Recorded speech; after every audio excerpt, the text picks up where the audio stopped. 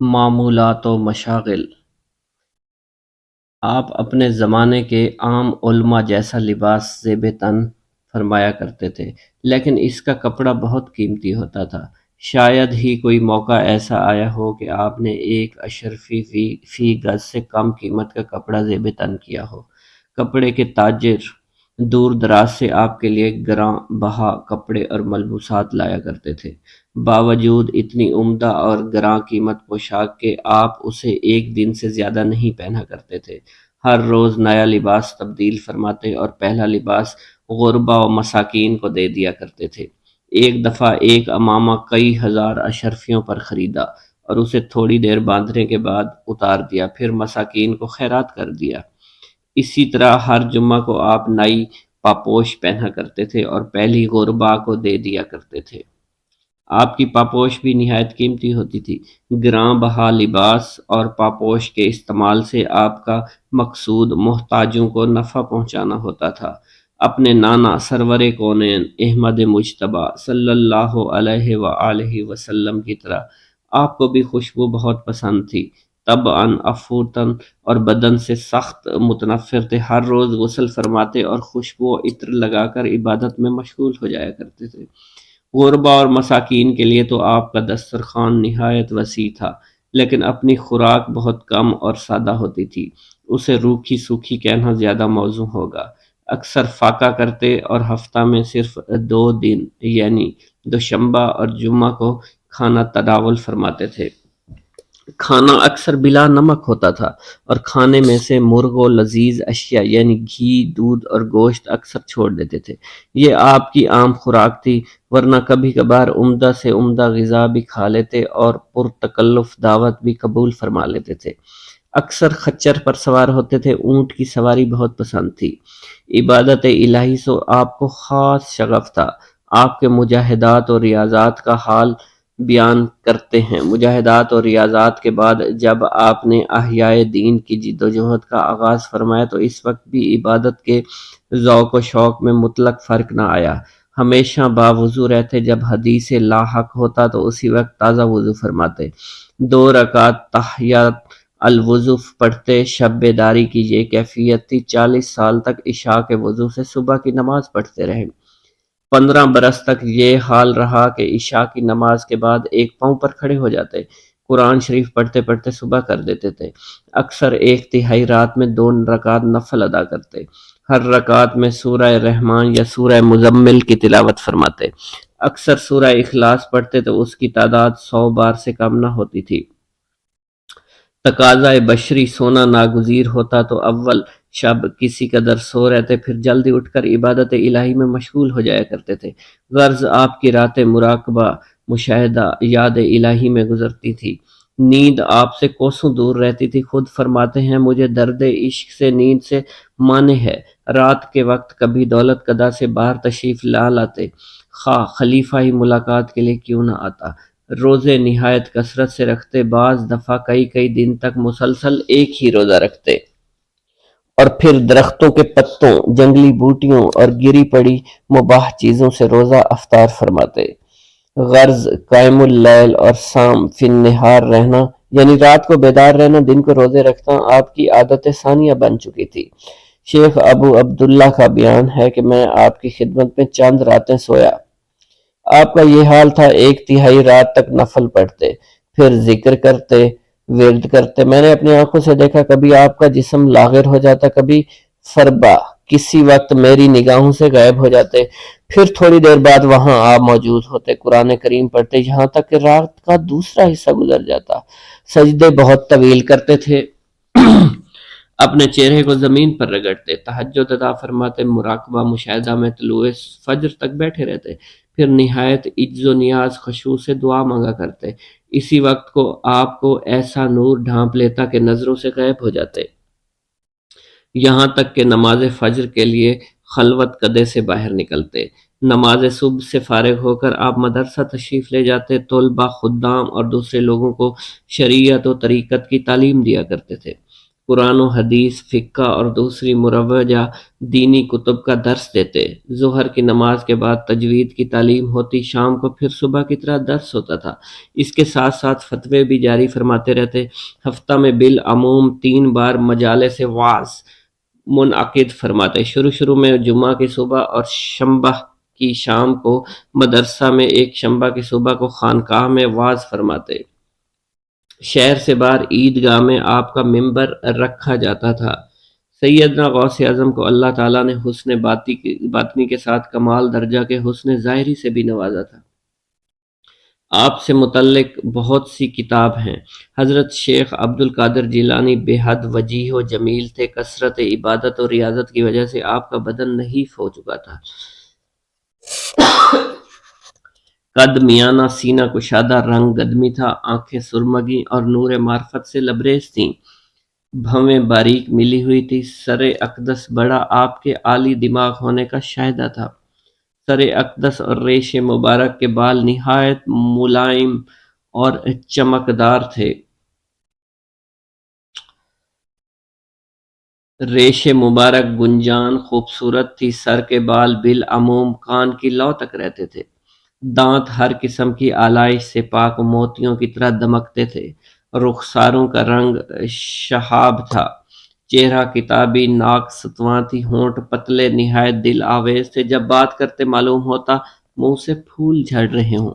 آواز نہایت بلند تھی اس زمانہ میں جب کہ آلہ مکبر الصورت یعنی لاؤڈ سپیکر کا تصور تک بھی نہ تھا۔ آپ کی آواز 70 ہزار کے مجمع میں دور دور تک ہر ایک کو یکساں سنائی دیتی تھی۔ ہتھیلیاں کشادہ نرم تھی، ہاتھ پاؤں کی انگلیاں سیدھی خوشنما تھی، چہرہ مبارک پر نور تھا۔ آپ کو دیکھ کر ہی یقین کامل ہو جاتا تھا کہ عارف کامل اور مقرب الہی ہے۔ آپ کے شاگرد اور وہ لوگ جو سالہ سال سے آپ کی مجالس میں رہے بیان کرتے ہیں، انہوں نے کبھی آپ کے جسم مبارک پر مکھی نہیں بیٹھتے دیکھی اور کبھی آپ کو تھوکتے، ناک صاف کرتے نہیں دیکھا۔ قرب الہی کے باعث آپ کا پسینہ بھی معطر تھا۔ آپ سے معین کا مصافحہ کرنے والے خوشبو سے مہک جایا کرتے تھے۔ غرض آپ جمال و کمال کا ایک دل آویز مرقع تھے۔ اگرچہ آپ خوش گفتار، خوش اتوار، پیکر حلم اور حیا تھے، لیکن ہیبت و جلال کا یہ عالم تھا کہ مجالس واز میں انتہائی نظم و ضبط، سکوت اور سکون رہتا تھا۔ لوگوں کی سانسوں کے سوا اور کوئی آواز سنائی نہیں دیتی تھی۔ دوران واعظ کسی کی مجال نہیں ہوتی تھی کہ اپنی جگہ سے اٹھ کر ادھر یا ادھر کوئی سرگوشی کر سکے۔ ہاں، آواز کی اثر انگیزی سے کوئی شخص آہوزاری کرتا یا مبتلا ہو جاتا تو وہ الگ بات تھی۔ جب آپ کسی راستے سے گزرتے تو لوگ سراپا احترام بن کر کھڑے ہو جاتے۔ ایک روز آپ جامع مسجد میں بیٹھے تھے، چھینک آئی، آپ نے الحمدللہ کہا، لوگوں نے جواب میں یرحمکم اللہ کہا تو ہزاروں لوگوں کی آواز سے مسجد گونگ اٹھی۔ مسجد میں آپ سے بہت دور ایک جگہ خلیفہ وقت بیٹھا تھا۔ آپ نے یہ آواز سنی تو حیرت سے پوچھا، یہ کیسی آواز ہے؟ لوگوں نے بتایا، سید عبد القادر کو چھینک آئی ہوئی ہے اور لوگ اس کا جواب دے رہے ہیں۔ یہ سن کر خلیفہ پر لرزہ طاری ہو گیا۔ اسی طرح آپ کا نامہ مبارک کبھی کسی خلیفہ کے پاس پہنچا۔ آپ کے زمانہ حیات میں کسی خلیفہ مسند پر بیٹھے تو وہ خوف سے تھرا اٹھتا، شاید آپ نے کسی بات پر سرزنش کی ہو۔ نامہ مبارک چوم کر آنکھوں سے لگاتا اور آپ کی تحریر کے مطابق عمل کیا کرتا۔ نہ صرف مکتوبات میں بلکہ آپ خلیفہ کی غلط حرکتوں پر بھی انہیں روس اور اشہاد نہایت سختی سے ٹوکا کرتے تھے، لیکن آپ کی بے مثال قبولیت عامہ کی وجہ سے کسی خلیفہ کی مجال نہیں تھی کہ آپ پر ٹیڑھی نگاہ ڈال سکے۔ بڑے بڑے با اقتدار عمرا آپ کی مجالس میں حاضر ہوتے، نہایت ادب سے دو زانو ہو کر آپ کے سامنے بیٹھ جایا کرتے۔ آپ بسا اوقات انہیں نہایت سخت الفاظ میں پند و نصیحت کرتے اور وہ نہایت توجہ اور خاموشی سے سنا کرتے۔ آپ کی عظمت کا عالم تھا کہ مشائخ کبار آپ کے مدرسہ میں جھاڑو دیا کرتے، چھڑکاؤ کیا کرتے۔ جب آپ کی اجازت ہوتی تو دو زانو ادب تہ کر کے آپ کے سامنے بیٹھتے۔ مشہور ولی اللہ علی بن ابی نصر گاہے بگاہے اپنے ساتھیوں کے ساتھ اپنی جائے رہائش سے سیدنا غوث اعظم کی خدمت میں بغداد آیا کرتے تھے۔ بغداد کے قریب پہنچتے تو اپنے ساتھیوں سے فرماتے، دریائے دجلہ میں غسل کر لو اور اپنے دل کو خطرات سے پاک کر لو، ہم سلطان الاولیاء کی خدمت میں حاضر ہونے والے ہیں۔ بغداد میں داخل ہوتے تو لوگ ان کی آمد کی خبر سن کر دوڑے دوڑے ان کی خدمت میں آتے۔ وہ فرماتے، شیخ عبد القادر جیلانی کے دروازہ کی طرف بھاگو تو ان کا ایک ادنا نیاز مند ہوں۔ جب سیدنا غوث اعظم کے مدرسہ کے دروازے پر پہنچتے تو وہ اپنا جوتا اتار دیتے اور اذان باریابی طلب کرتے۔ جب آپ پکارتے تو مؤدبانہ حاضر ہو جاتے۔ ان کا بیان ہے کہ میں ایک دفعہ بغداد آیا، شیخ اپنے مدرسہ کی چھت پر صلاۃ الضحیٰ پڑھ رہے تھے۔ میں نے اوپر نظر اٹھا کر دیکھا، میں نے رجال غیب کو 40 صفیں کھڑی پائیں، ہر صف میں 70 رجال تھے۔ میں نے ان سے پوچھا، آپ لوگ بیٹھ کیوں نہیں جاتے؟ انہوں نے جواب دیا، جب تک سید عبد القادر جیلانی نماز سے فارغ ہو کر ہمیں اجازت نہیں دیں گے ہم بیٹھیں گے نہیں، کیونکہ وہ ہمارے سردار۔ ایک دفعہ سیدنا غوث اعظم سے کسی نے پوچھا، آپ محی الدین کے لقب سے کیسے مشہور ہوئے؟ جواب میں آپ نے ایک عجیب مکاشفہ فرمایا، ایک دن میں بغداد سے باہر گیا ہوا تھا، واپس آیا تو راستے میں ایک بیمار خستہ حال شخص کو دیکھا جو لاغری کے سبب چلنے سے عاجز تھا۔ جب میں اس کے پاس پہنچا کہنے لگا، اے شیخ مجھ پر اپنی توجہ کر اور اپنے دم نفس سے مجھے قوت عطا کر۔ میں نے بارگاہ رب العزت میں اس کی صحت یابی کے لیے دعا مانگی اور پھر اس پر دم کیا۔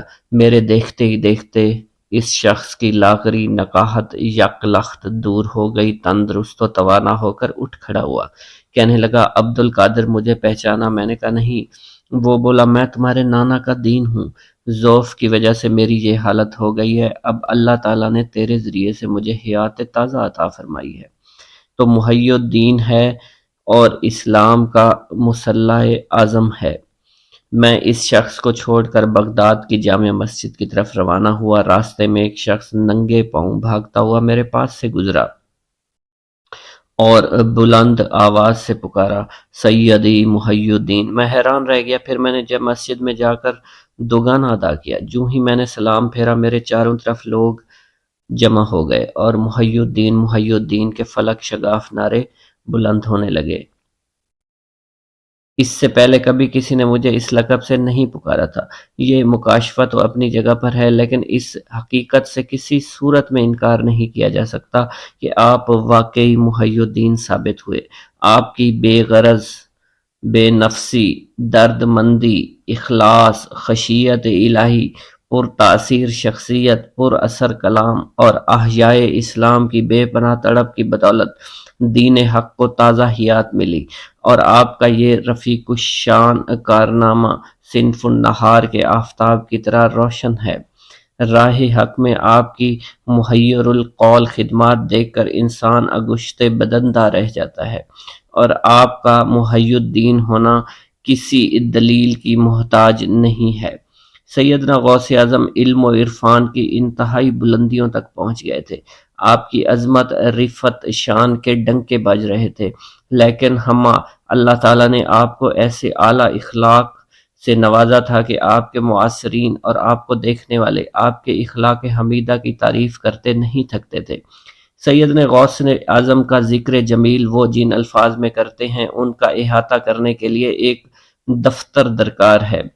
مشت نمونہ از خروارے، کچھ بیانات ملاحظہ کیجیے۔ شیخ حرام نام کے ایک بزرگ نے بڑی عمر پائی اور بہت سے بزرگوں اور ناموروں کو اپنی زندگی میں دیکھا۔ آپ فرماتے ہیں، میں نے اپنی زندگی میں حضرت شیخ عبد القادر جیلانی سے بڑھ کر کوئی خوش شکل، فراخ حوصلہ، کریم النفس، رقیق القلب، محبت، تعلقات کا پاس کرنے والا پہلے کبھی نہیں دیکھا۔ آپ اپنی عظمت اور وسعت علم کے باوجود چھوٹے کی رعایت فرماتے، بڑے کی توقیر کرتے، اسلام میں سبقت فرماتے، کمزوروں کے پاس اٹھتے بیٹھتے، غریبوں کے ساتھ تواضع انکساری کے ساتھ پیش آتے۔ حالانکہ آپ کبھی کسی رئیس کے لیے تعظیماً کھڑے نہیں ہوئے تھے اور نہ کسی وزیر یا حاکم کے دروازے پر کبھی گئے۔ شیخ محی الدین ابو عبداللہ محمد بن حامد البغدادی آپ کے متعلق فرماتے ہیں، غیر مہذب بات سے انتہائی دور، حق معقول بات سے انتہائی قریب۔ اگر احکام خداوندی اور حدود الہی میں سے کسی پر دست درازی ہوتی تو آپ کو جلال آ جاتا۔ خود اپنے معاملہ میں کبھی غصہ نہ آتا اور اللہ عز و جل کے علاوہ کسی چیز کے لیے انتقام نہیں لیتے تھے۔ کبھی سائل کو خالی ہاتھ واپس نہ کرتے، خواہ بدن کا کپڑا ہی کیوں نہ اتار دینا پڑے۔ آپ مستعجل دعوات تھے، اگر کوئی عبرت اور رقت کی بات کی جاتی تو جلدی آنکھوں میں آنسو آ جاتے، ہمیشہ ذکر و فکر میں مشغول رہتے، رقیق القلب تھے، شگفتہ رو، کریم النفس، فراخ وسعت، وسیع العلم، بلند اخلاق، عالی نسب تھے۔ عبادات و مجاہدات میں آپ کا پایہ بہت بلند تھا۔ حضرت شیخ عبد القادر جیلانی غوث اعظم کی ذات گرامی خصائل حمیدہ اور اخلاق حسنہ کا مجموعہ تھی۔ آپ جیسے اوصاف کا شیخ میں نے کبھی زندگی میں نہیں دیکھا۔ شیخ عبد الرحمن بن شعیب رحمۃ اللہ علیہ فرماتے ہیں، حضرت شیخ عبد القادر جیلانی بے حد منکسر المزاج، کریم النفس، وسیع الاخلاق تھے، مساکین اور غربا پر بے پناہ شفقت فرماتے کہ امیروں کی تو سب عزت کرتے ہیں، غریبوں سے بھلا کون محبت کرتا ہے، اس لیے میں غریبوں سے زیادہ محبت کرتا ہوں۔ آپ کے استغنا کا یہ عالم تھا، ساری عمر کسی بادشاہ، امیر یا وزیر کے گھر نہیں گئے اور نہ کبھی ان کے عطیات قبول کیے۔ اگر کبھی آپ کی مجلس میں خلیفہ کی آمد ہوتی تو قصداً اٹھ کھڑے ہوتے اور اپنے دولت خانہ کے اندر تشریف لے جاتے۔ جب خلیفہ اس کے ساتھ ہی بیٹھ جاتے تو باہر تشریف لے جاتے۔ یہ اس لیے تھا خلیفہ کے لیے آپ کو تعظیماً کھڑا نہ ہونا پڑے۔ جہاں تک ممکن تھا آپ دنیا داروں سے ہمیشہ اجتناب فرمایا کرتے تھے۔ جب ایسے لوگ آپ کی مجلس میں آتے تو آپ ان کو نہایت سخت الفاظ میں واعظ و نصیحت کرتے، فرماتے کہ ان کے دل کا میل بہت سخت ہے اور تند و تیز الفاظ کی سختی ہی اسے کھرچ سکتی ہے۔ جب آپ کے ہاں کوئی بچہ پیدا ہوتا تو آپ اسے اپنے ہاتھ میں لے کر فرماتے، یہ میت ہے۔ جب کوئی بچہ مر جاتا تو آپ پر کچھ اثر نہ ہوتا، کیونکہ اس کے پیدا ہوتے اس کی محبت آپ اپنے دل سے نکال دیا کرتے تھے۔ کمال استغنا یہ تھا کہ بعض اوقات مجلس وعظ کے دوران میں آپ کے لڑکوں اور لڑکیوں کی وفات کی خبر آتی، آپ انا للہ و انا الیہ راجعون پڑھ کر خاموش ہو جاتے اور پھر اپنا وعظ جاری رکھتے۔ جب میت کو غسل دے کر مجلس میں لایا جاتا تو آپ ممبر سے اتر کر نماز جنازہ پڑھایا کرتے تھے۔ عجز و انکسار کی دو اقسام ہوتی ہیں، ایک عجز و انکسار تو رب العزت کے حضور ہوتا ہے اور دوسرا معمولات زندگی میں۔ رب العزت کے حضور تو سیدنا غوث اعظم کے عجز و انکسار کا کوئی مثل ہی نہ تھا، ہر لمحہ اپنے خالق کے حضور گڑ گڑاتے، اس کی رحمت و بخشش کے طلبگار رہتے۔ آپ کے عجز و نیاز کے بارے میں شیخ سعدی نے گلستان میں ایک حکایت لکھی ہے۔ آپ فرماتے ہیں، عبد القادر گیلانی کعبہ روئے، اے خداوند ببخشے و اگر مستجوب۔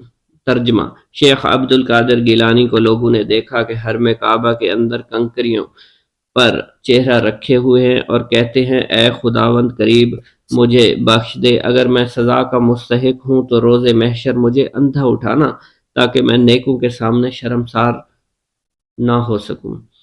عام معمولات زندگی میں آپ کے عجز و انکسار کا یہ علم تھا، کوئی بچہ آپ سے مخاطب ہو کر بات کرتا، آپ ہمت انگوش ہو جاتے، مفلوق الحال لوگوں کو گلے لگاتے، فقراء کے کپڑے خود صاف کیا کرتے تھے، گھر میں بیماری ہوتی تو خود ہی اپنے ہاتھ سے آٹا پیس لیتے، پھر خود ہی گوندتے، روٹیاں پکاتے، بچوں کو کھلاتے۔ اکثر آپ پانی کا گھڑا دوش مبارک پر رکھ کر کنویں سے پانی خود بھر کر لاتے تھے۔ سبحان اللہ! اگر آپ سفر میں ہوتے تو وہاں خود ہی کھانا پکاتے اور اپنے رفقا میں تقسیم فرماتے تھے۔ عرض کرتے، حضور یہ کام ہمیں کرنے دیں، خدام کہتے، آپ نہ مانتے اور فرماتے، اس میں حرج ہی کیا ہے، میں یہ کام کر لوں۔ ایک دفعہ خچر پر سوار ہو کر کہیں جا رہے تھے، راستے میں کچھ فقراء کھانا کھا رہے تھے، انہوں نے آپ کو کھانے میں شرکت کی دعوت دی، آپ خچر سے اتر پڑے، ان کے ساتھ کھانا کھایا اور فرمایا، اللہ کو تکبر ناپسند ہے۔ ایک دفعہ ایک گلی میں چند بچے کھیل رہے تھے، آپ کا گزر ادھر سے ہوا، ایک بچے نے آپ کو روک لیا اور کہا، میرے لیے ایک پیسہ کی مٹھائی بازار سے خرید لائیے۔ آپ کی جبین مبارک پر شکن تک نہ آئی، فوراً بازار جا کر ایک پیسہ کی مٹھائی لا کر اس بچے کو دی اور بچہ خوش ہو گیا۔ خطبات غوث اعظم۔ سیدنا غوث اعظم رحمۃ اللہ علیہ کے خطبات اور تقاریر بلا شبہ مسلمانوں کے واسطے اپنی زندگی اسلام کی روحانی تعلیمات کو سنوارنے کے لیے پیش بہا سامان ہیں، اور ان کے ذریعے طریقت و معرفت کے راہرووں کو حقیقت میں نشان منزل مل سکتا ہے، جنہیں اہل علم اور ترجمہ کر کے کتابوں کی شکل میں مختلف ناموں میں پیش کیا جا چکا ہے۔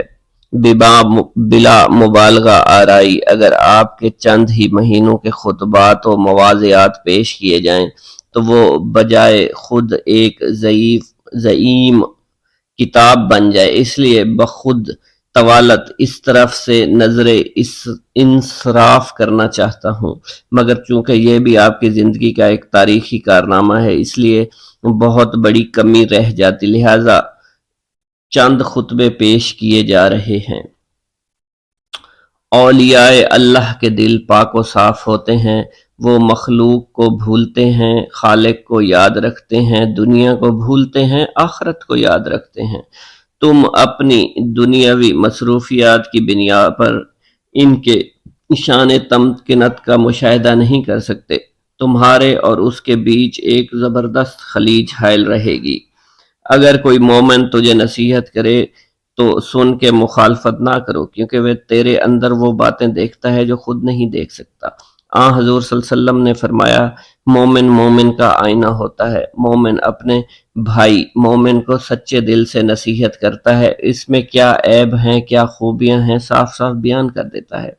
پاک ہے وہ ذات ذوالجلال جس نے میرے دل میں بھی اپنے مومن بھائیوں کے نصیحت و خیر خواہی کی آمادگی پیدا کی ہے۔ اب یہی میرا دلچسپ مشغلہ ہے کہ میں تم کو وہ سچی سچی باتیں کہتا جاؤں اور بتلاتا چلا جاؤں جو میں سمجھتا ہوں، اس کا کوئی دنیاوی بدلہ نہیں چاہتا۔ اخروی بدلہ تو میرا محبوب خود ہی ہونا چاہیے، اور یہی میرا دعائے حقیقی ہے۔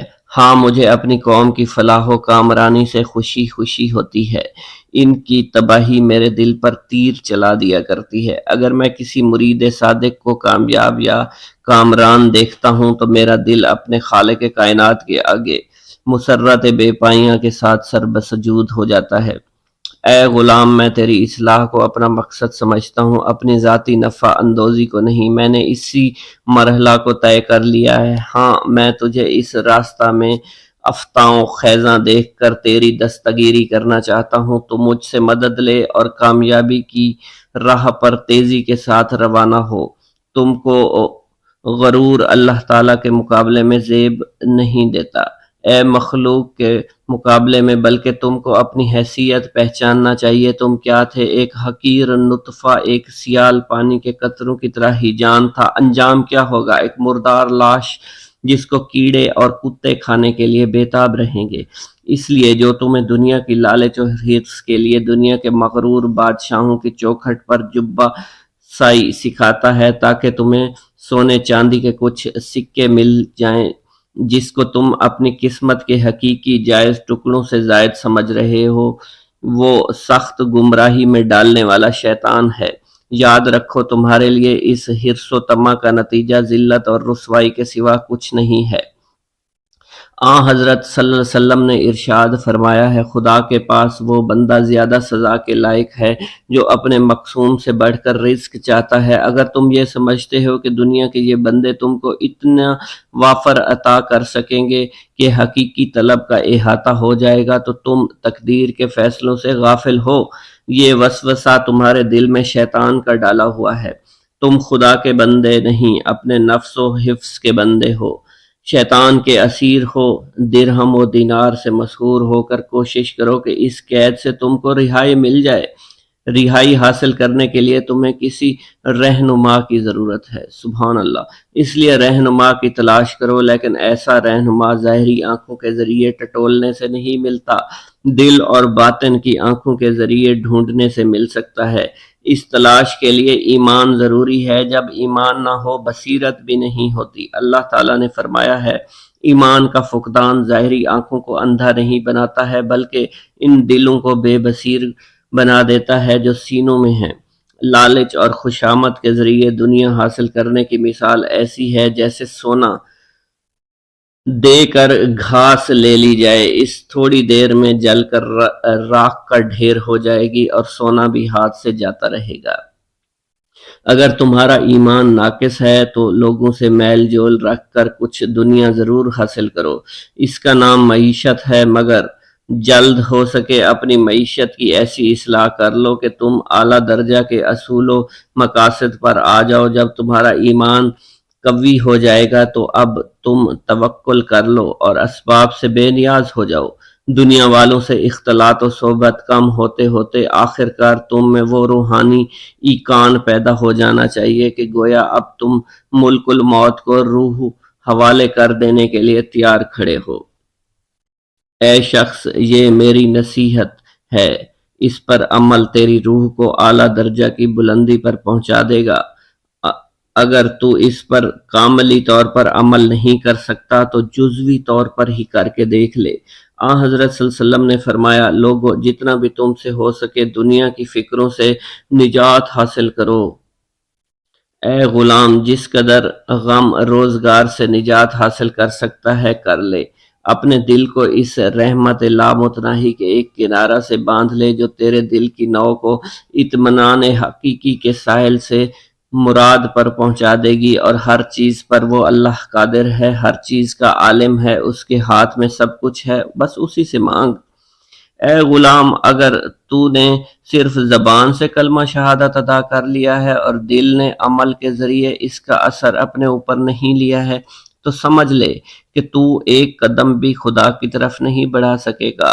روانگی اصل تو دل کی رفتار پر موقوف ہوتی ہے، قربت اصل تو روح کی قربت کا نام ہے۔ عمل وہ ہے جس کے اندر روح ہو، یعنی اخلاق ہو۔ یہ اخلاق اعضاء ظاہری کر کے شریعت کا تحفظ کیے بغیر پیدا نہیں کیے جا سکتے۔ یہی اس کا پیمانہ ہے، اللہ کے نیک بندوں کی خدمت کیے بغیر یہ اسباب پیدا ہو ہی نہیں سکتا جو اپنی زندگی کی اور اپنی ذات کی معیار کو جھوٹا بنا کر رکھے۔ لوگوں کو دکھانے کی خاطر عمل نہیں ہے، اعمال تو خلوت میں ہوتے ہیں۔ جلوت کے اعمال امثال وہ صرف فرائض ہوتے ہیں جن کا اظہار لازمی ہے۔ اعمال کی اساس تو توحید اور اخلاص پر ہے۔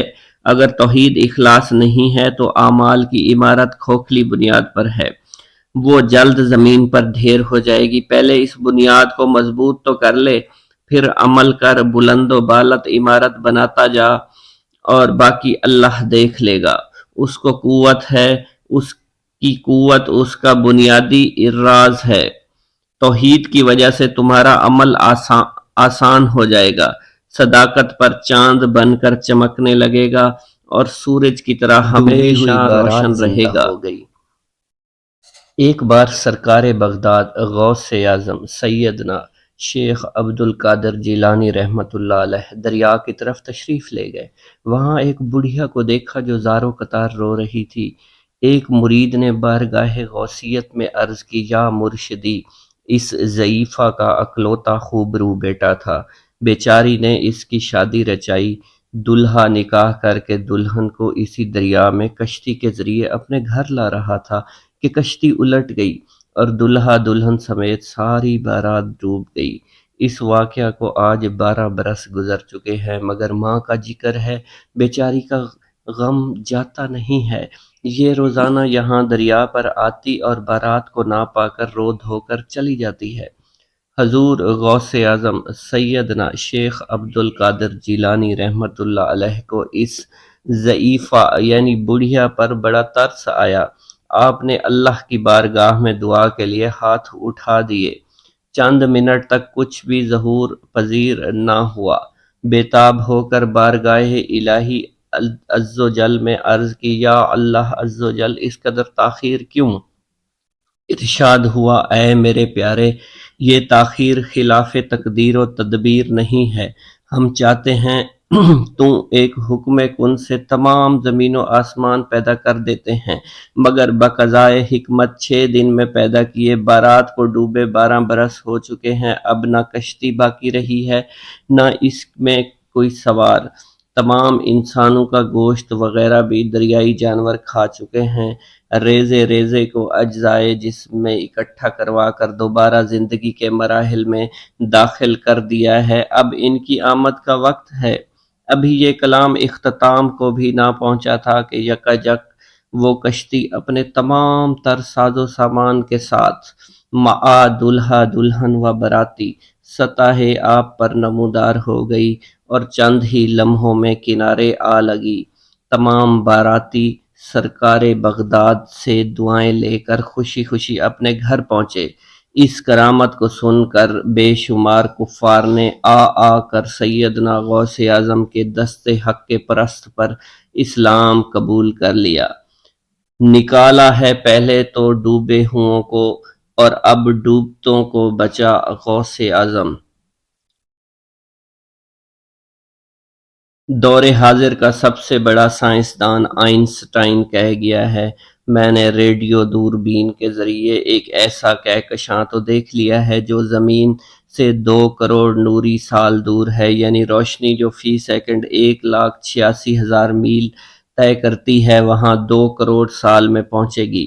مگر جہاں تک کائنات کی سرحدیں معلوم کرنے کا تعلق ہے، اگر میری عمر 1 ملین یعنی 10 لاکھ برس بھی ہو جائے تب بھی دریافت نہیں کر سکتا۔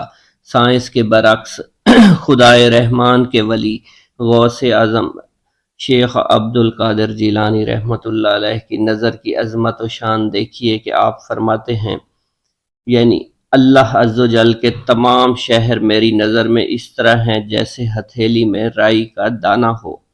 میرے آقا حضرت بارگاہ غوثیت ماب میں عرض کرتے ہیں، بول بالا ہے تیرا، ذکر ہے اونچا تیرا۔ اب وصال شریف کے طویل عرصے کے بعد رنجیت سنگھ کے دور حکومت میں ہندوستان میں روح ہونے والا ایک ایمان افروز واقعہ سنیے۔ ایک نام نہاد مسلمان جو کرامات اولیاء کا منکر تھا، شومئی قسمت سے ایک شادی شدہ ہندوانی کو دل دے بیٹھا۔ ایک بار ہندو اپنی بیوی کو میکے پہنچانے کے لیے گھر سے باہر نکلا، ادھر اس بدبخت عاشق پر شہوت نے غلبہ پا لیا، چنانچہ اس نے ان کا پیچھا کیا، سنسان مقام پر دونوں کو گھیر لیا۔ دونوں پیدل تھے، یہ گھوڑے پر سوار تھا۔ اس نے جھوٹ موٹ ہمدردی کا اظہار کرتے ہوئے سواری کی پیشکش کی، مگر ہندو نے انکار کیا۔ وہ اصرار کرنے لگا کہ اچھا عورت ہی کو پیچھے بیٹھنے کی اجازت دے دو کہ یہ بیچاری تھک جائے گی۔ ہندو کو اس کی نیت پر شبہ ہو چلا تھا، لہذا اس نے کہا کہ تم ضمانت دو کہ کسی قسم کی خیانت کے بغیر میری بیوی کو منزل مقصود پر پہنچا دو گے۔ اس نے کہا، یہاں جنگل میں ضامن کہاں سے لاؤں؟ عورت بول اٹھی، مسلمان 11ویں والے بڑے پیر کو بہت مانتے ہیں، تمہیں انہی کی ضمانت دے دو۔ وہ اگرچہ غوث اعظم کے تصرفات کا قائل نہیں تھا، مگر یہ سوچ کر ہاں کہہ دینے میں کیا جاتا ہے، اس نے ہاں کر دی۔ یوں ہی عورت گھوڑے پر سوار ہوئی، اس ظالم نے تلوار سے اس کے شوہر کی گردن اڑا دی اور گھوڑے کو ایڑ لگا دی۔ عورت غم سے نڈھال سہمی ہوئی بار بار مڑ کر پیچھے دیکھی جا رہی تھی۔ اس نے کہا کہ بار بار پیچھے دیکھنے سے کچھ حاصل نہیں ہوگا، تمہارا شوہر اب واپس نہیں آ سکتا۔ اس نے کپ کپاتی ہوئی آواز میں کہا، میں تو بڑے پیر صاحب کو دیکھ رہی ہوں۔ اس پر اس نے ایک کہکا لگا کر کہا، بڑے پیر صاحب کو فوت ہوئے کئی سال ہو چکے ہیں، اب وہ بھلا کہاں سے آ سکتے ہیں؟ اتنا کہنا تھا، اچانک 2 بزرگ نمودار ہوئے، ان میں سے ایک نے بیٹھ کر تلوار سے اس بد عقیدہ عاشق کا سر اڑا دیا اور پھر عورت کو ماں گھوڑے اس جگہ لائے جہاں وہ ہندو کٹا ہوا پڑا تھا۔ دونوں میں سے ایک بزرگ نے کٹا ہوا سر دھڑ سے ملا کر کہا، اٹھ اللہ کے حکم سے۔ وہ ہندو اسی وقت زندہ ہو گیا، وہ دونوں بزرگ غائب ہو گئے۔ یہ دونوں میاں بیوی مقتول کے گھوڑے پر سوار ہو کر گھر لوٹ آئے۔ مقتول کے وارثوں نے گھوڑا پہچان کر رنجیت سنگھ کے کورٹ میں دونوں میاں بیوی پر کیس کر دیا کہ ہمارا آدمی غائب ہے اور گھوڑا ان کے پاس ہے، شاید ان لوگوں نے ہمارے آدمی کو قتل کر دیا ہے۔ پیشی ہوئی، ان میاں بیوی نے جنگل کا سارا واقعہ کہہ کر سنا دیا کہ ان دونوں بزرگوں میں سے ایک بزرگ یہاں کے مشہور مجذوب گل محمد شاہ صاحب کے ہم شکل تھے۔ چنانچہ ان مجذوب بزرگ کو بلوایا گیا، وہ تشریف لائے، انہوں نے آتے ہی اول تا آخر سارا واقعہ بیان کر دیا۔ لوگ حضور غوث اعظم شیخ عبد القادر جیلانی کی یہ زندہ کرامت سن کر اش اش کر اٹھے۔ رنجیت سنگھ نے مقدمہ خارج کرتے ہوئے ان دونوں میاں بیوی کو انعام و اکرام دے کر رخصت کر دیا۔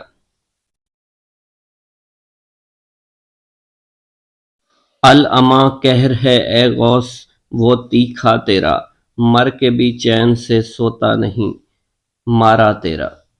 بغداد شریف گئے تو ہم نے دیکھا کہ شیخ سیدنا عبد القادر جیلانی رحمۃ اللہ علیہ ان میں سے ہیں کہ جن کو وہاں پر علم، عمل اور حال و فتویٰ نویسی کی بادشاہت دی گئی ہے۔ کوئی طالب علم یہاں کے علاوہ کسی اور جگہ کا ارادہ نہیں کرتا تھا۔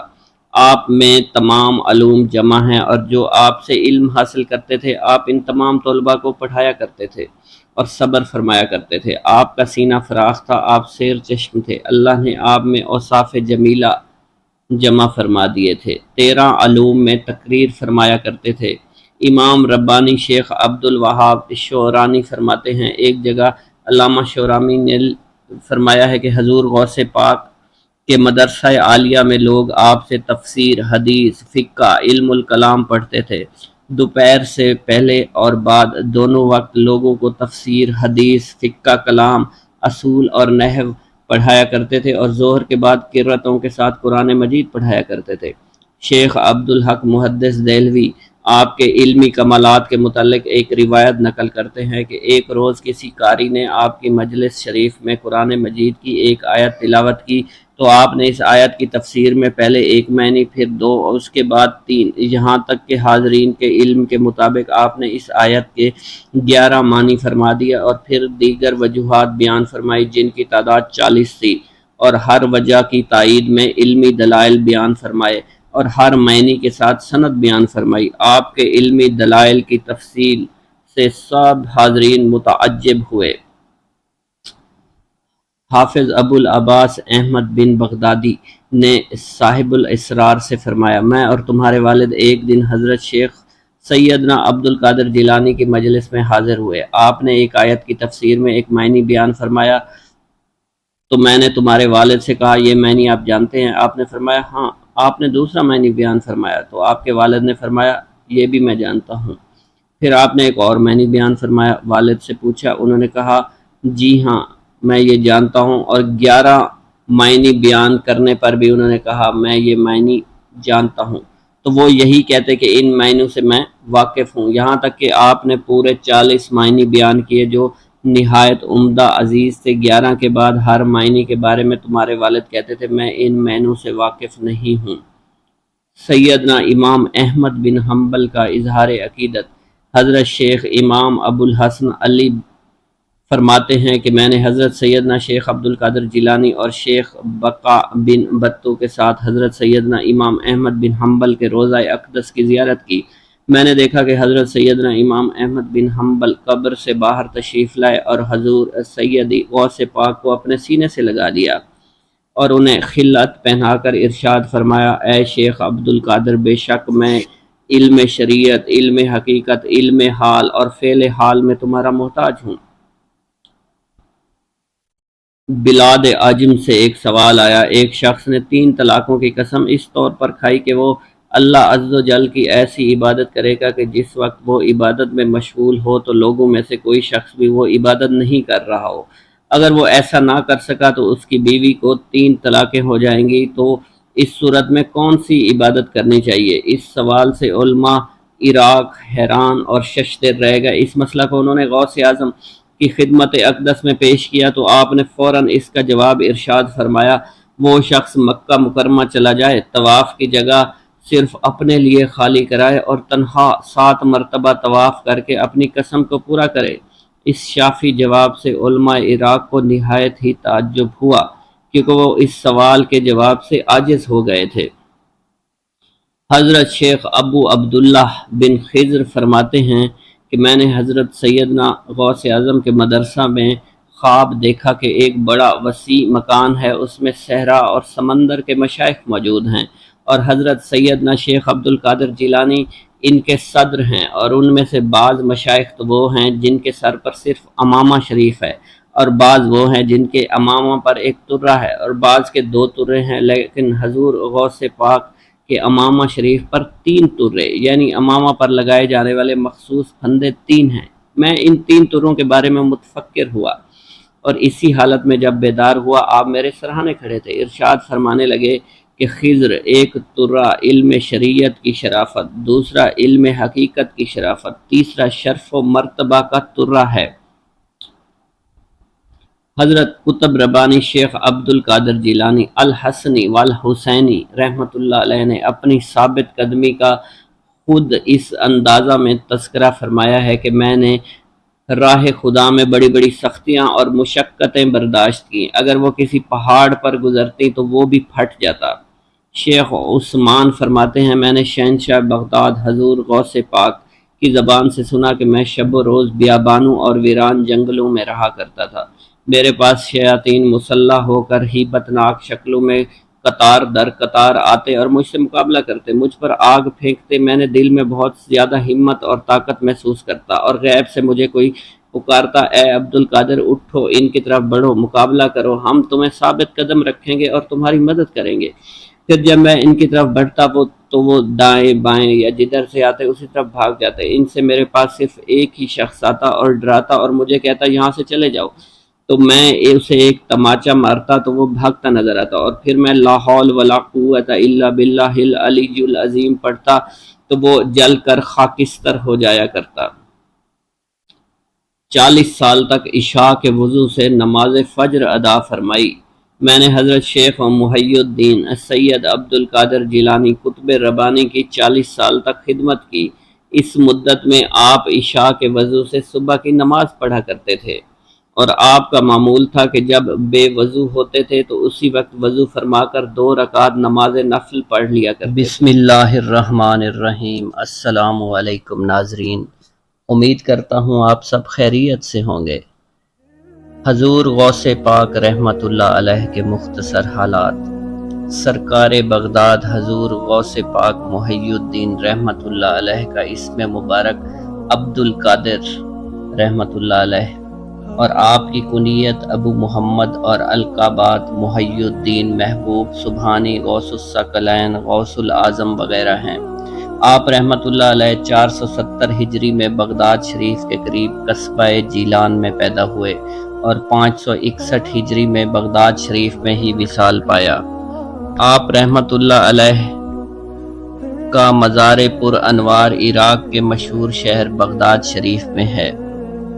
غوثیت بزرگی کا ایک خاص درجہ ہے۔ لفظ غوث کے لغوی معنی ہے فریاد رس، یعنی فریاد کو پہنچنے والا۔ چونکہ حضرت شیخ عبد القادر جیلانی غریبوں، بے کسوں اور حاجت مندوں کے مددگار ہیں، اس لیے آپ رحمت اللہ علیہ کو غوث العظم کے خطاب سے سرفراز کیا گیا، اور بعض عقیدت مند آپ کو پیران پیر دستگیر کے نام سے بھی یاد کرتے ہیں۔ آپ کا حسب نسب شریف۔ آپ والدہ ماجدہ کی نسبت سے حسنی ہیں۔ سلسلہ نسب یوں ہے: سید محی الدین عبد القادر، سید ابو صالح موسیٰ جنگی دوست بن سید یحییٰ بن سید داؤد بن سید موسیٰ گیلانی بن سید موسیٰ، سید عبداللہ بن امام حسن مثنوی بن سید امام حسن بن سید علی المرتضیٰ رضی اللہ تعالی عنہ، اور آپ اپنی والدہ ماجدہ کی نسبت سے حسینی ہیں۔ آپ کے آباء و اجداد کا خاندان صالحین کا گھرانہ تھا۔ آپ کے نانا جان، دادا جان، والد ماجد اور محترمہ پھوپھی جان، بھائی جان اور صاحبزادگان سب متقی اور پرہیزگار تھے۔ اسی وجہ سے لوگ آپ کے خاندان کو اشراف کا خاندان کہتے ہیں۔ آپ رحمت اللہ علیہ کے والد ماجد حضرت ابو صالح سید موسیٰ جنگی دوست تھے۔ آپ کا اسم گرامی سید موسیٰ، کنیت ابو صالح اور لقب جنگی دوست تھا۔ آپ جیلان شریف کے اکابر مشائخ کرام میں سے تھے۔ جنگی دوست لقب کی وجہ۔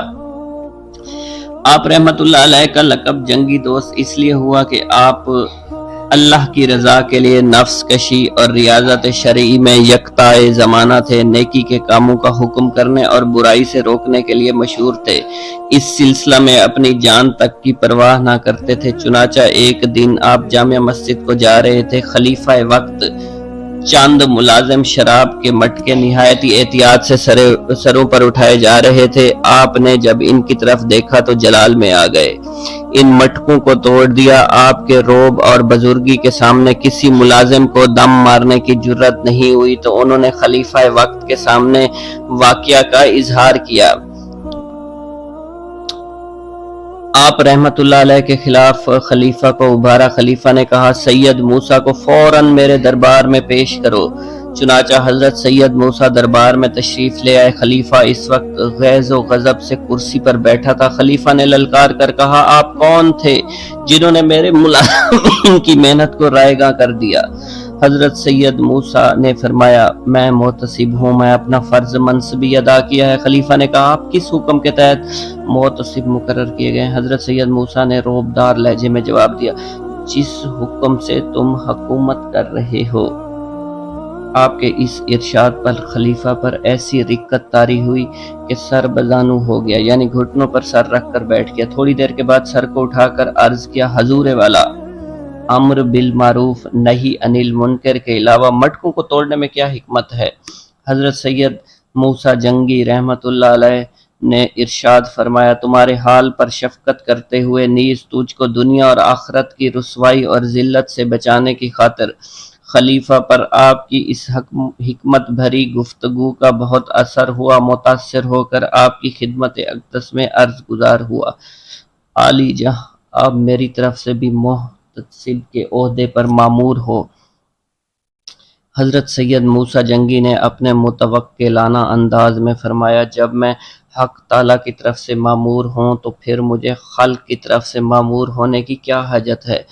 اسی دن سے آپ جنگی دوست کے لقب سے مشہور ہو گئے۔ کیوں ڈر مریدوں کو ہو نزع و قبر و محشر کا، تو لا تخف فرما گیا بغداد والے مرشد۔ جلوہ دکھا دیجئے مجھے کلمہ پڑھا دیجئے، اب وقت رحلت آ گیا بغداد والے مرشد۔ اے کاش پھر آ کر کہے دربار میں عطار، بغداد میں پھر آ گیا بغداد والے مرشد۔ در پہ جو تیرے آ گیا بغداد والے مرشد، من کی مرادیں پا گیا بغداد والے مرشد۔